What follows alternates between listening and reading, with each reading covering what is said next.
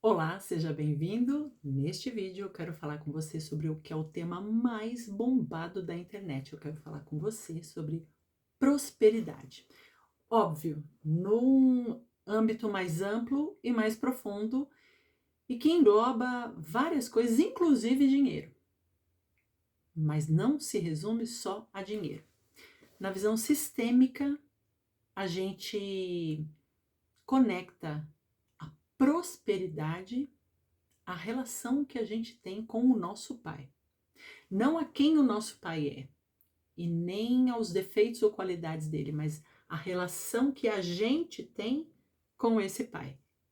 É um pouco diferente, um pouco mais complexo.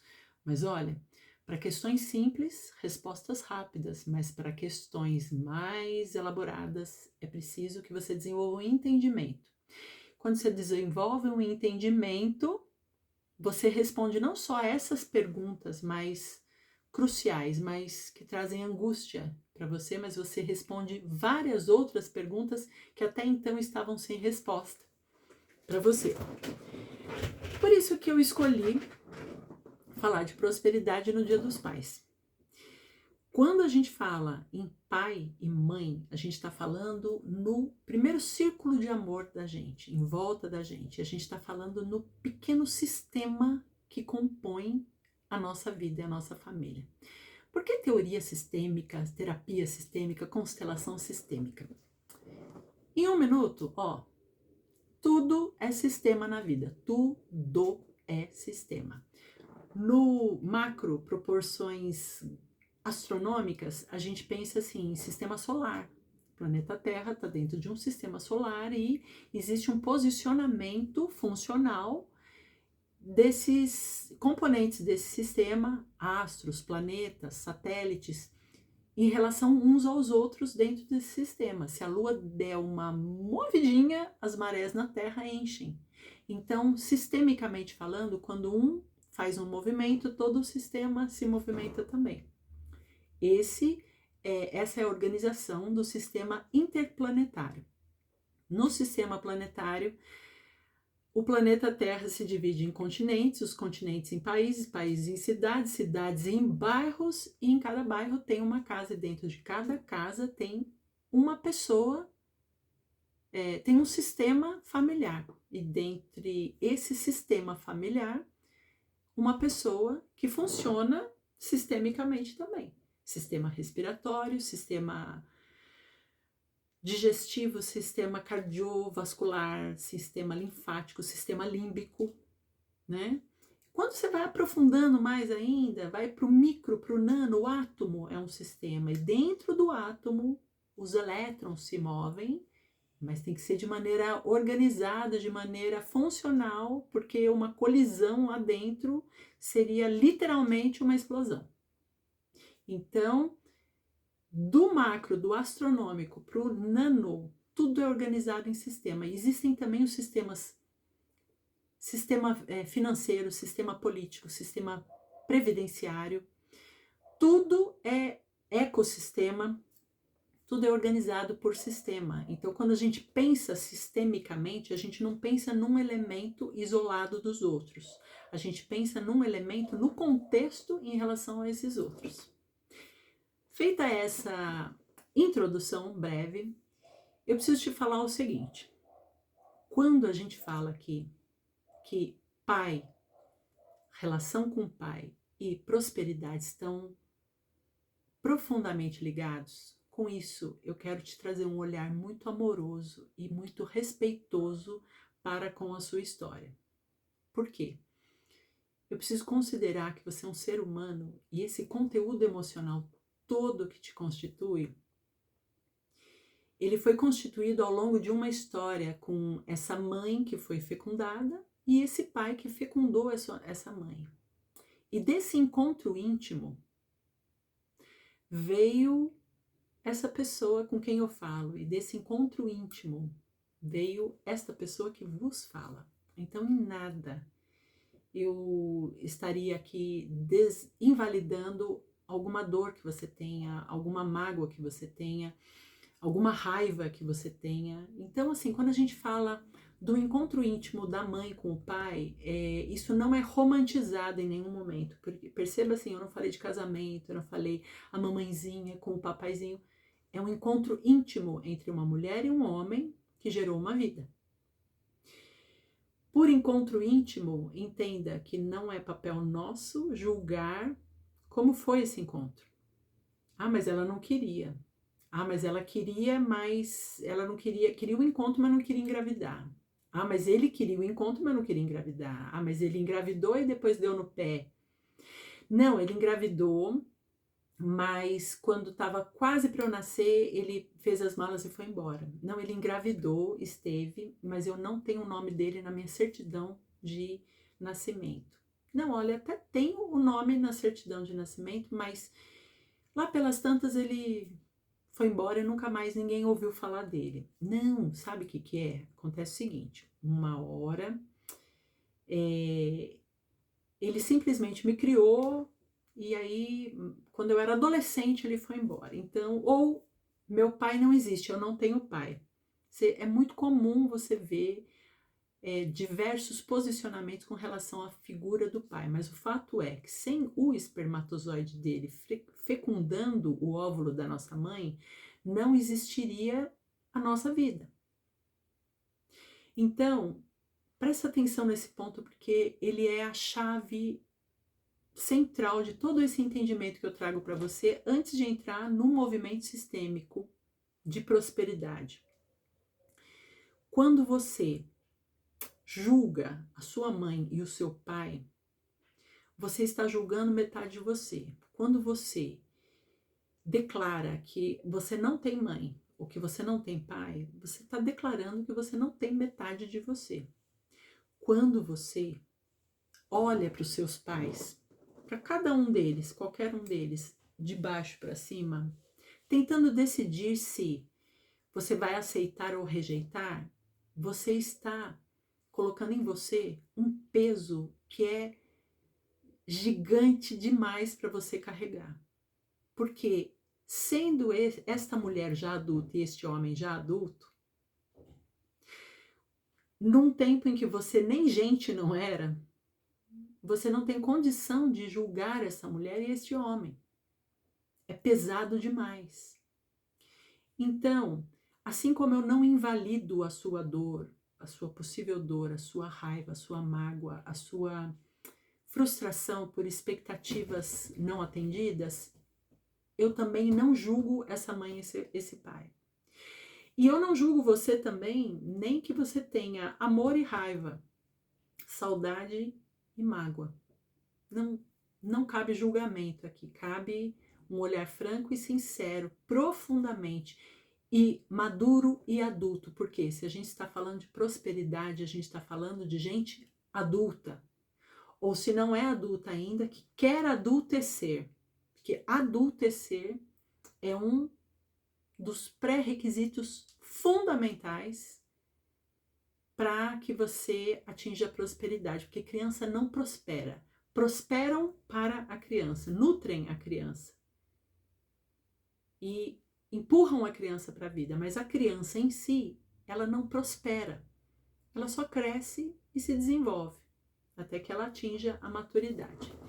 Então, se a gente vai vai expandir a nossa consciência nesse sentido, expansão de consciência que a gente fala de amadurecer a consciência, não tem nada a ver com misticismos, esoterismo, nada disso, é nesse entendimento, no entendimento de que você antes pensava que você era um só com a mãe, e que lá pelas tantas você descobriu que você não é um só com a mãe, ó a consciência expandindo. E aí, lá pelas tantas, você descobre que não só você não é um só com a mãe, quanto existe um cara na jogada também, que é o pai. E essas duas metades se juntaram e você é constituído de parte de um e parte do outro. Não tem como separar e não tem como voltar lá na concepção e falar, olha só, eu vou estar querendo mesmo ser só a parte que é fecundada. O que fecundou eu não quero, porque esse cara... Não, você não sabe. Ele sumiu na vida, ele não me deu apoio, não me deu suporte. Não existe essa possibilidade. Antes de começar o vídeo, eu tava aqui tomando uma aguinha. E essa água,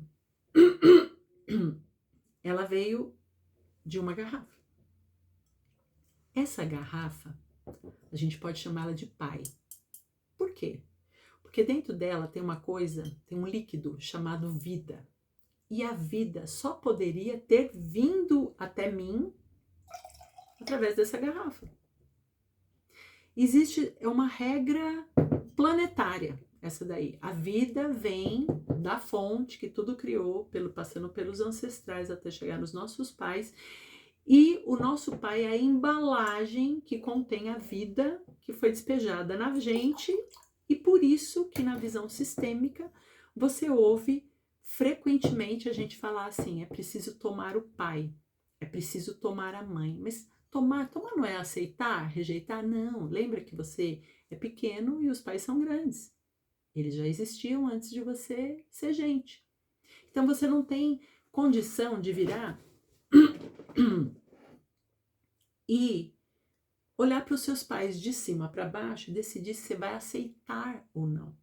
Aceitar o pai como é, aceitar a mãe como é. A gente não tem tamanho sistêmico, a gente não tem cacife para isso. Então o que a gente faz? A gente toma o pai, seja ele, tenha ele vindo em que embalagem for.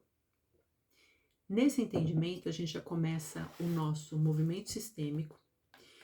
E o nosso movimento sistêmico, ele vai em prol de resgatar a relação que a gente tem com o nosso pai, seja com a memória de um pai que já foi embora deste mundo, seja com um pai que é presente neste mundo, seja com um pai que está nesse mundo, mas que é ausente de relacionamento presencial com a gente.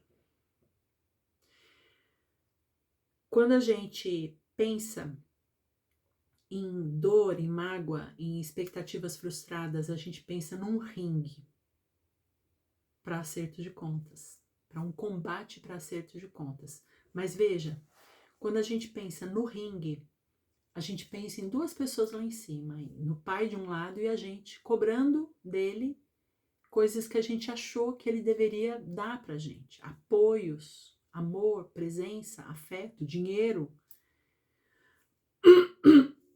Mas quando a gente tá no ringue, é tudo tão confuso e tão pesado, porque a nossa dor é que é a nossa conselheira, a nossa raiva é que é a nossa conselheira. E a gente não tem nenhuma clareza para enxergar em perspectiva aquilo que está acontecendo no ringue. Então, eu te proponho fazer o seguinte exercício. No ringue, eu tenho uma colinha aqui, né, para não me perder e não ficar nem sendo repetitiva, nem esquecer de nenhum ponto. Nesse ringue, entenda que vai ser um encontro íntimo entre você e o seu pai. Um encontro franco, honesto e de alguém que, se não é maduro ainda, quer amadurecer.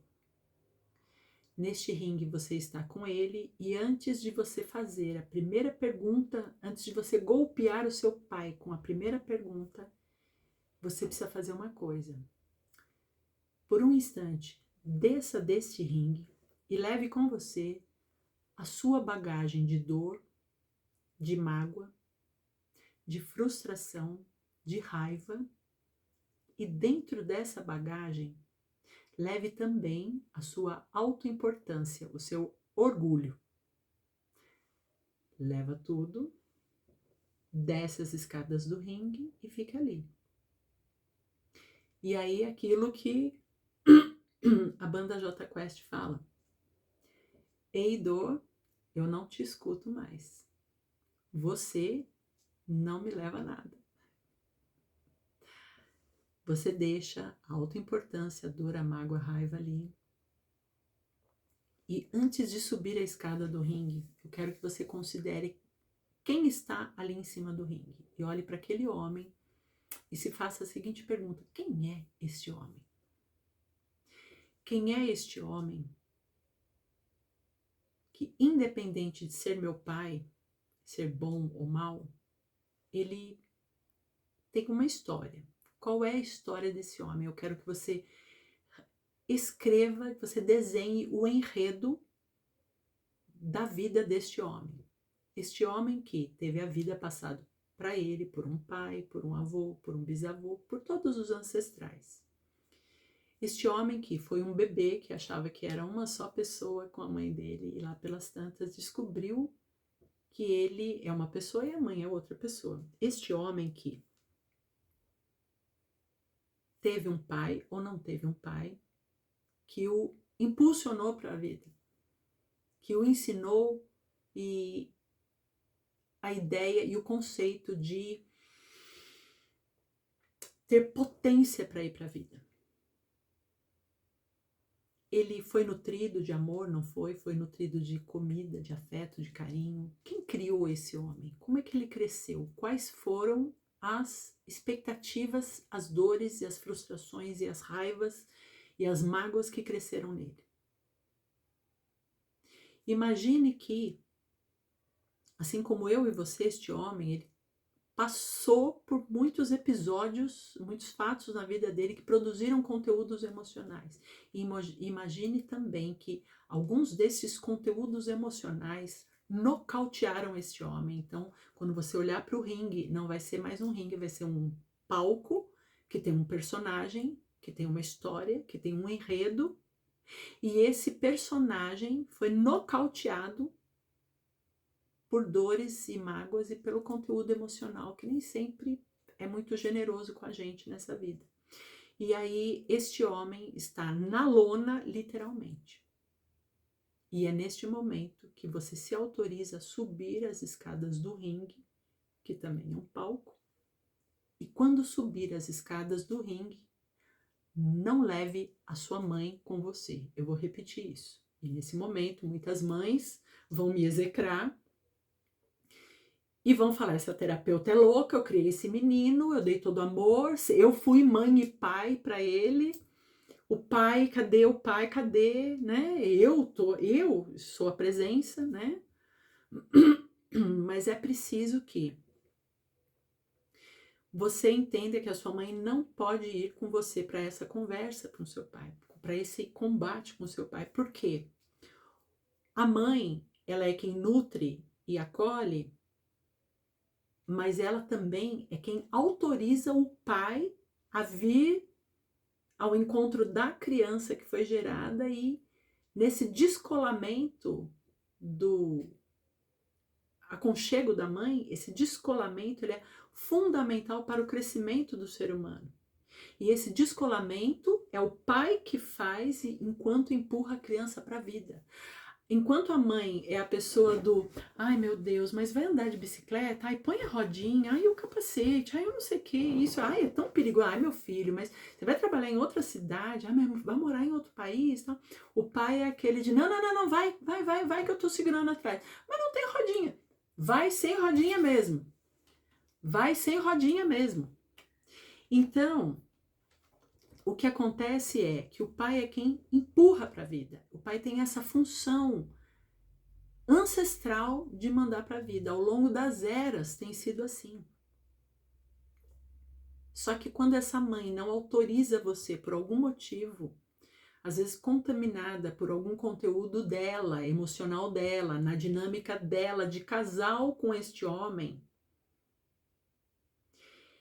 se essa mãe não te autoriza, você muitas vezes não vai. E aí você fabrica esse discurso de não, nós sempre fomos eu e minha mãe, você não tá entendendo, minha mãe guerreira, leoa, entendeu?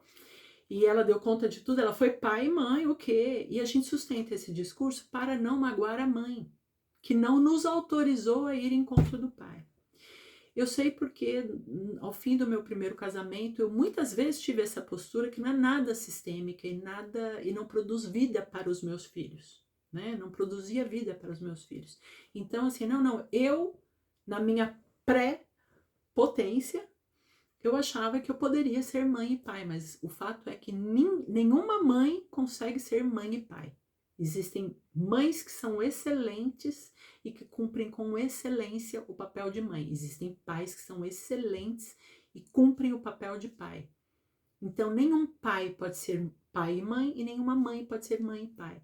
É preciso que este movimento sistêmico de subir no ringue, no palco, onde este homem está lá caído, de cara no chão, nocauteado pelos conteúdos emocionais dele, é preciso que você não leve a sua mãe junto. Quem leva a mãe junto para resolver problemas sérios é a criança. É a criança que... por que você trouxe sua mãe? Ah, não, é porque eu sou menor de idade e aí ela vai assinar para mim, entendeu? Eu não sou emancipado, ela vai assinar para mim. Ah, não, é porque ela é que vai passar o cartão dela, porque eu sou criança, então quem paga é ela. É preciso que você deixe a sua mãe e peça permissão dentro do seu coração para você desobedecer a mãe e ir em busca do pai. Quando você permanece leal demais à sua mãe, você está negando a sua metade que é constituída pelo seu pai. O seu pai te constitui, independente de qual seja a relação amorosa ou não que você tenha com ele. E a gente começa então esse movimento sistêmico de subir as escadas desse ringue, o pai na lona, você deixou sua autoimportância, suas dores para baixo. Mamãe, obrigada por tudo que você fez por mim, por toda a nutrição, mas daqui para frente eu vou seguir em direção ao meu pai. Ok. A mamãe fica lá embaixo. A culpa te corroendo, você suporta a culpa, porque o adulto suporta a culpa e banca suas escolhas. Sobe as escadas e aquele homem está jogado no chão ali, nocauteado. Você chega bem perto dele e você percebe que mesmo nocauteado, você é muito pequeno e ele é muito grande. Porque lembra que ele já era adulto, quando você nem gente não era. E quando você olha aquele homem no fundo dos olhos, você vê nele a mesma decepção, a mesma frustração, a mesma mágoa, a mesma raiva que você muitas vezes teve com relação a ele. E você percebe que ele, antes mesmo de você nascer, ele produziu todo esse conteúdo dentro dele. E muitas vezes, aquele conteúdo de frustração, mágoa e raiva dele fez com que ele se desconectasse dos pais dele e de si mesmo, e por isso ele não tem capacidade de se conectar com você. E quando ele olhava para você, ou quando ele entendia, ele lembrava que você existia, ele tinha que lembrar de quanto dói ser ferido pelo pai, ou pela mãe, ou pela vida. Então, muitas vezes, é preciso que você compreenda que quando ele não estabeleceu a conexão com você, ele não sabe estabelecer conexão. É como se ele tivesse vindo sem... Tiraram a chavinha dele que se liga e desliga, quebrou o plug. Então, olhe esse homem nos olhos e entenda que é preciso que você pegue esse homem pela mão e neste cenário em que você escreveu o enredo dele, da vida dele, com você esvaziado da sua autoimportância e você olhando para ele como um homem, um ser humano que ele é, sem nenhum julgamento nem a ele, nem a você mesmo. Você faça a ele uma reverência. Ah, Cleo, aí você já está pedindo demais. Além de tudo, tem que reverenciar ele. Lembra que a gente está construindo entendimento, e nesse entendimento é preciso que você faça como a gente faz quando a gente entra para a aula do judô. A gente pisa no antes de pisar no tatame, a gente reverencia o sensei, que é o mestre que vai transmitir entendimento e sabedoria para a gente. É quem tem tamanho sistêmico grande no tatame, enquanto a gente tem o tamanho sistêmico pequeno. Quando a gente reverencia, a gente enverga mesmo a cabeça e a gente agradece a ele por ele estar transmitindo algo pra gente. É isso exatamente que você faz com seu pai. Seja ele vivo ou não, tenha ele presença na sua vida ou não, ele constitui 50% de você. E é a este pai que você vai fazer uma posição de reverência, e envergar e abaixar a cabeça mesmo. E alguns de nós, eu digo que a gente precisa fazer esse exercício sistêmico sozinho e de cara no chão, como são as orações mais contritas que a gente faz, em que a gente sente profundamente aquilo que a gente comunica. E é preciso que você olhe para aquele homem, para baixo nos olhos, você pequeno, ele grande, mas ele nocauteado pelas dores dele, você querendo cobrar as suas dores, mas você deixou elas lá embaixo, para que você tivesse isenção e eixo e equilíbrio na hora de fazer cobranças. É preciso que você sustente a cabeça baixa diante desse homem por alguns minutos, pelo menos. E você entenda que talvez você tenha ainda que fazer isso, ó, que é um movimento corporal de pedir e de receber, de aceitar que está recebendo, de concordar, de tomar algo das mãos de alguém. E nesse movimento sistêmico, você fica por alguns minutos. E se a lágrima vier, você chora. E se o choro de criança abandonada vier, você chora. E se o seu coração e a sua alma se mover dentro de você, você atenda essa comoção da sua alma, porque são anos e talvez décadas de dor acumulada, de casca de grossa em cima de casca grossa, te construindo uma armadura. Então é possível que você faça esse movimento uma vez e saia uma casca grossa, e mais outra vez, e mais outra, e mais outra, até que chegue em quem você é. E é preciso que você olhe para você com honestidade, com franqueza, enquanto faz esse movimento, enquanto a alma é lavada, enquanto você vê aquele homem nocauteado pela dor dele, até que você pegue ele pelas mãos e fala: olha, era um ringue, passou a ser palco do cenário da sua vida, e lá pelas tantas nessa sua vida é que eu pude subir nesse ringue e fazer parte da sua história. E você é parte da minha história para sempre, porque eu não tenho como separar qual é a parte do pai e qual é a parte da mãe. Não tenho como. Mas hoje eu tomo você, como meu pai. E nesse movimento, nessa conversa entre você e o seu pai, que eu volto a repetir, não é preciso que ele esteja presente nesse movimento. A gente pode fazer isso em terapia sistêmica, em constelação, mas eu estou te dando um dos movimentos que a gente faz em direção ao pai. Você diga para ele: pai. E se a voz faltar, porque quando a gente fala de pai e mãe, a gente está falando da parte mais sensível da gente. Então, às vezes, a gente acha que ele não existe ou que a relação com ele não existe. Mas a relação existe. Ela pode ter sido interrompida ou se tornada disfuncional de alguma forma, para você e para ele também. Repita a palavra pai quantas vezes for necessário, com toda a força do seu pulmão e com choro, se for preciso. E diga a ele: pai, que bom que você encontrou minha mãe. Que bom que desse encontro eu apareci. Que bom que